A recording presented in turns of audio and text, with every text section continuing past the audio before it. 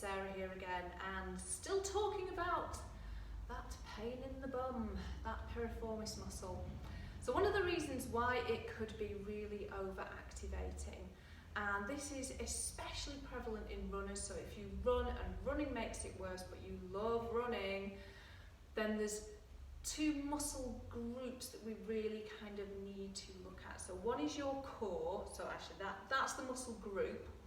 So all your abdominal muscles, because these help to stabilize the pelvis when you're running. So if they're not active, if you're running with a deactivated core, then your piriformis muscle is going to have to be working overtime to help stabilize your pelvis while you're on the move. The other muscle that might not be contributing as much as it should be doing is the glute med. So side of the hip, kind of just running around to the back.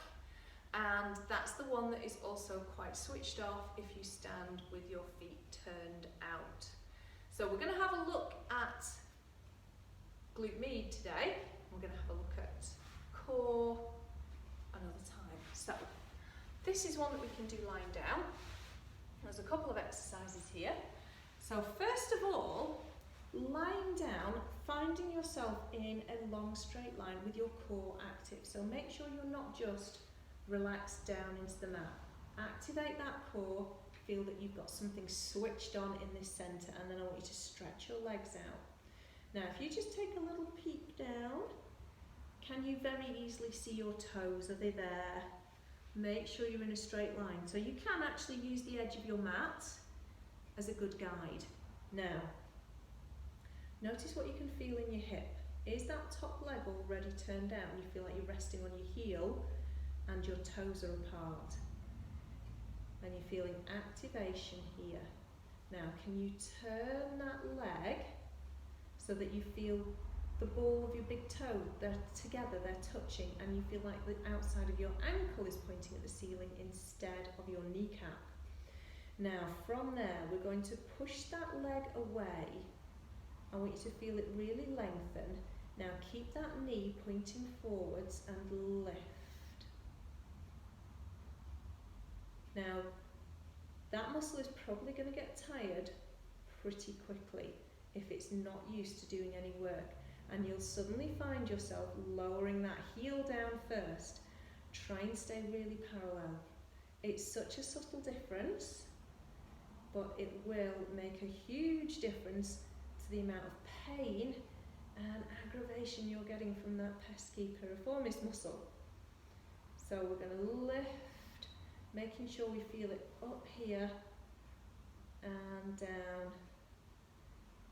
So maybe if you only have it on one side, you could do this just on one side. Always check with the physio first before doing different exercises. Get a diagnosis, make sure it is piriformis syndrome and that it's safe for you to do this. So the next exercise is bringing yourself into a seated position, lying down. So it's as though you're sat in a chair. Okay, we've got a nice right angle at the knee and at the hip. So now we're in hip flexion.